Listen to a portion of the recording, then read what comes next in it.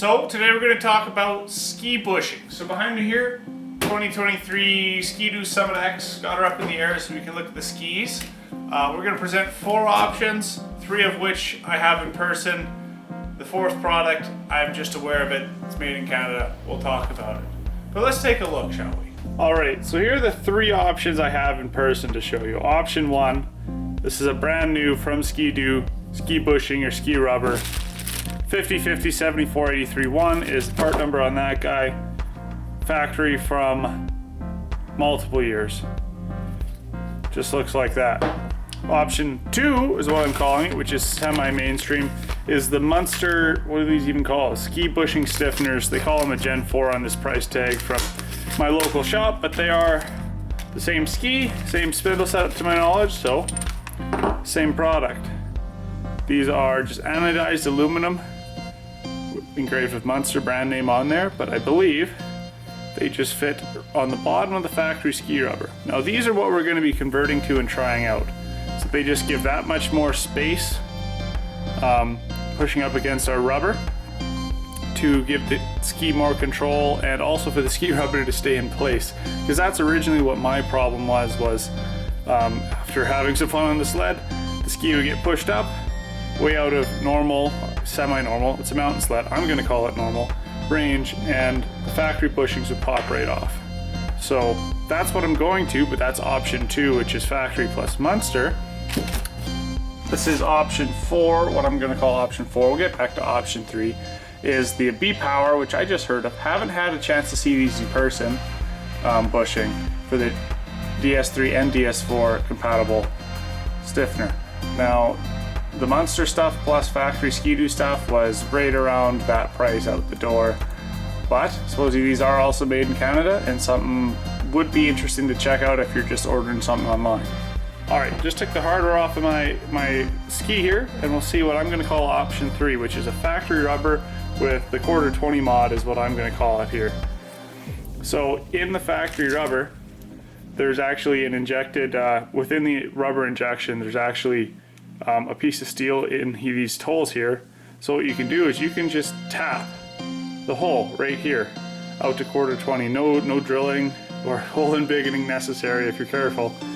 Just send your tap through with some lube. Usually I use a drill, and you can just install that's approximately a 1.25 to 1.5 inch quarter 20 bolt, and the head of which, if you clock it correctly with the flat side and the hex points on that side, just like so, you can actually fit it perfectly in that part of the injection of the ski. And now that prevents the ski rubber from being pushed backwards out by the spindle or forwards from the spindle. So that will retain your factory bushing, but won't necessarily prevent other things from happening to your skis. Now the reason I originally did this is because I was having trouble keeping the bushings in my skis because of the shit I was doing. And because of that stuff, this is what happens, is the spindle ends up hitting the ski here and here and deforming, and everything gets a little looser in here when that happens, and honestly harder to get this, just your ski bushing back into the ski in the field, because that's bulged out on either side. So that's why we're doing this, or one of the reasons why we're doing this. So yeah, pretty cheap. And no specialty parts from Skidoo needed in a pinch. You could almost do this in the field if you even just shoved a smaller bolt in there just to retain it better if you were really struggling. Anyways, so this is what the range of movement looks like with a factory ski bushing with what I'm calling the quarter 20 mod in it, which is what I've been riding the last 300 kilometers or so on. Definitely not too much force going in here, but with this factory bushing, it's easy enough. I can easily touch the aluminum sides of the spindle to the hard stops of the plastic of the ski. Alright, let's swap this guy out for the Munster upgrade. Let's see how it does.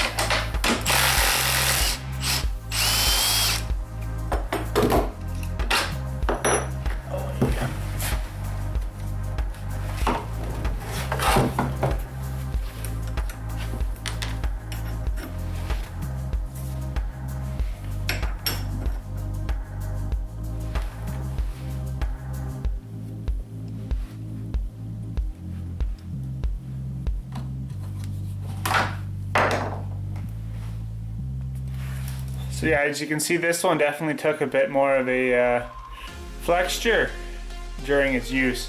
Definitely like the other one, compare them in a minute, but definitely wasn't bent like that. But there is a reason we're going back in here and not just letting these ride for however long. Yeah, as you can see, this ski in that past has seen more abuse from the spindle and such over traveling. So yeah, let's see what we can do here. So if you had new skis, I wouldn't expect you to have to do that. But these are not new skis. I'd rather just pop it in there than have to shave off more plastic. Sits significantly higher in there, so let's see if we can fit it on the sled without too much difficulty.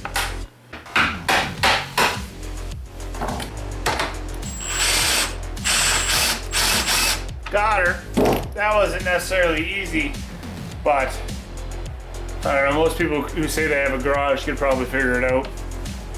Ended up with a little bit of just a little woodworking clamp to properly compress the rubber, also give a little bit of leverage to pull the ski around, and didn't even have to tippity tap it.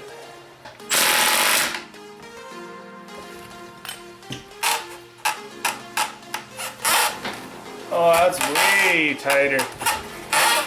Obviously brand new rubber. Oh, that's way tighter. Obviously brand new rubber with this stiffener, but hell, let's do the other one.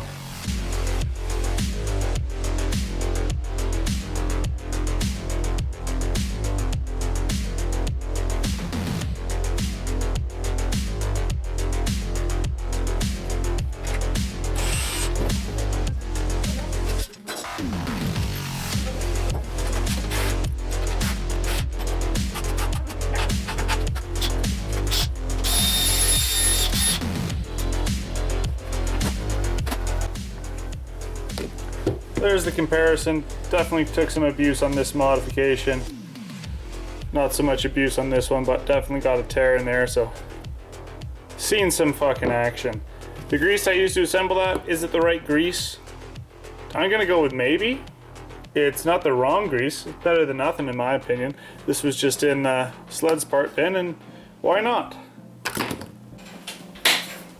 Well, I hope that answered the questions you guys were hoping to get answered about ski bushings.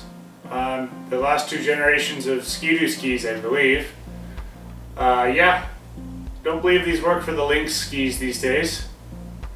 But yeah, you got 4 options, and I've had hands-on with 3 of them. Let's go for a little ride.